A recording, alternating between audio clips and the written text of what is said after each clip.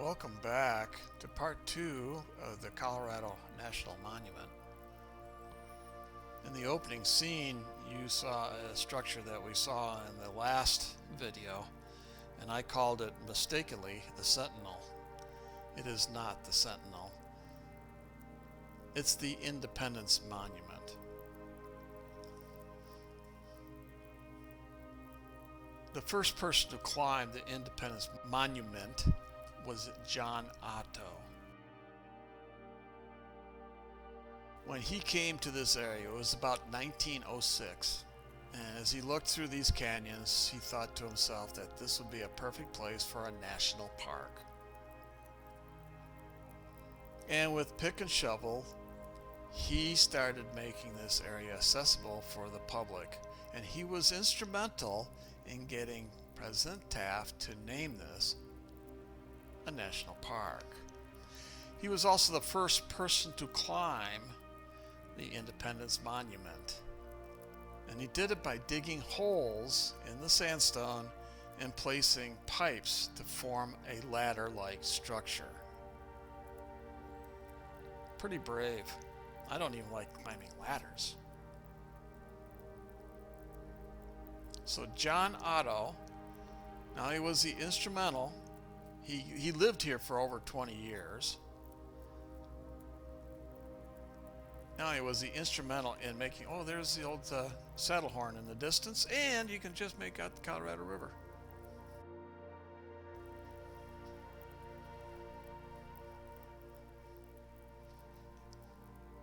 He made this area accessible for the public to be able to get here, for the public to be able to take part and see what this is like. Now, did he build these roads?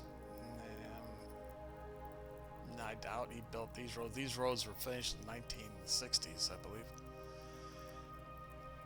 But we'll get to see. We're driving up to the Independence Monument. I didn't have a brochure. As I said, I'm winging it, so I'm learning some of this after the fact. But there it is. That structure stands 450 feet above the canyon floor. And as we zoom in, you could possibly see some of the handholds, some of the holes drilled for climbing. Nice view of the mesa in the background. Overlooking the Colorado River Valley.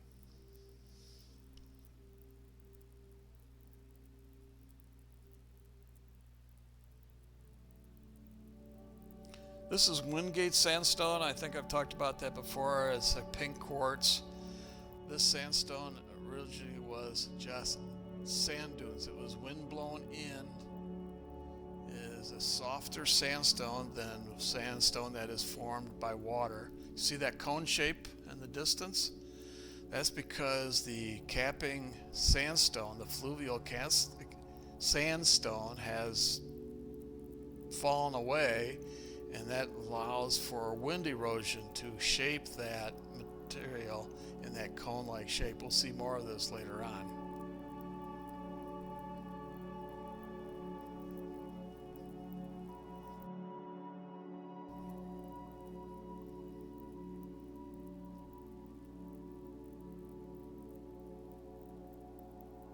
There are 14 hiking trails in this park.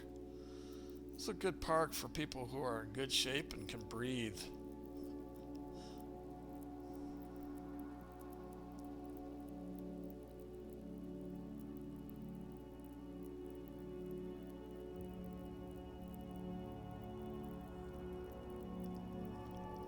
Pulling into the Grand Mesa View, or the Grand View area, the overlook.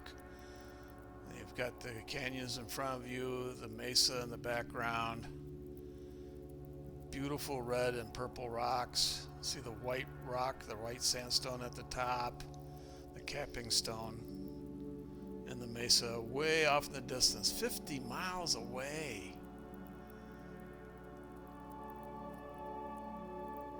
And this material, we're at 6,000 feet, 5,000 feet, somewhere in that vicinity right now. So just under 6,000, be around 5,000 something.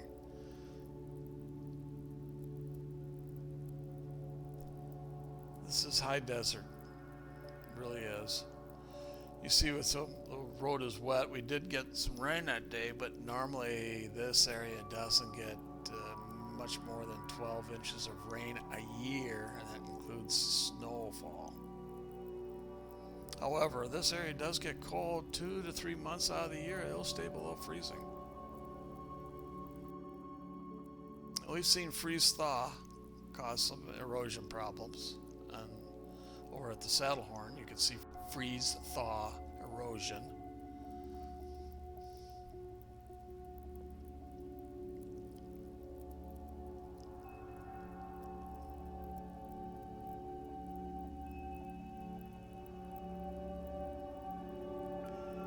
Now those cone shapes I was telling you about earlier, the cone shape, we're going to see some more of those, are reminiscent of the coke furnaces that were built back at the turn of the 20th century, beginning of the 20th century, that would support the coal mines in Colorado in a way that they were making coke out of coal. They would heat it up to 2,700 degrees to get rid of the impurities of the coal and make the coke available for making steel.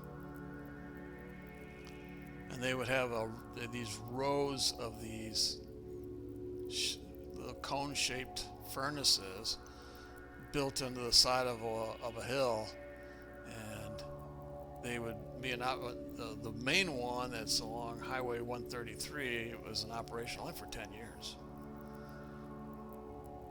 But they were putting out millions of tons of coke.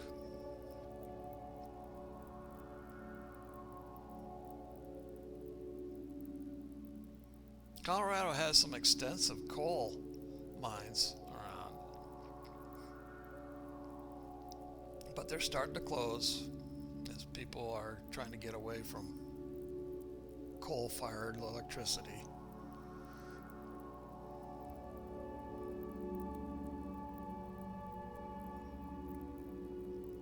Here we're seeing Monument Canyon.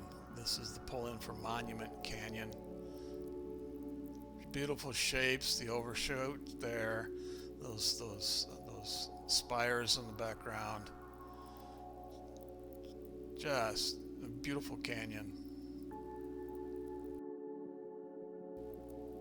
See any bighorn sheep down there? No, I didn't either.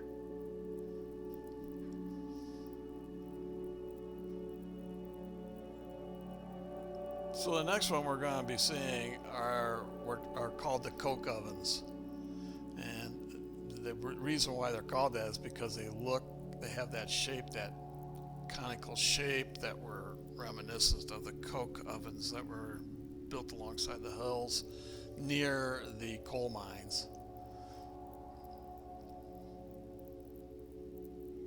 That's not one of them. That's just another spire that's right there next to the road. I thought that was pretty interesting. That was up that high. These canyons are 500 feet deep. And when you think about it, you've been to the Grand Canyon, it's a mile deep. That's one thing. But these canyons are made with tributaries that are pretty much dry now. So the erosion from water is minimized. Most of the erosion you probably see around here now is probably freeze-thaw or wind erosion. Even though we had rain, it doesn't even look wet. It's so dry.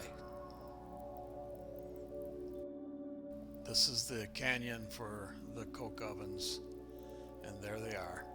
That conical shape. They've lost the top to them. That fluvial sandstone is gone, and that's why they formed in that shape from wind. And that's it for this one. Thank you for watching.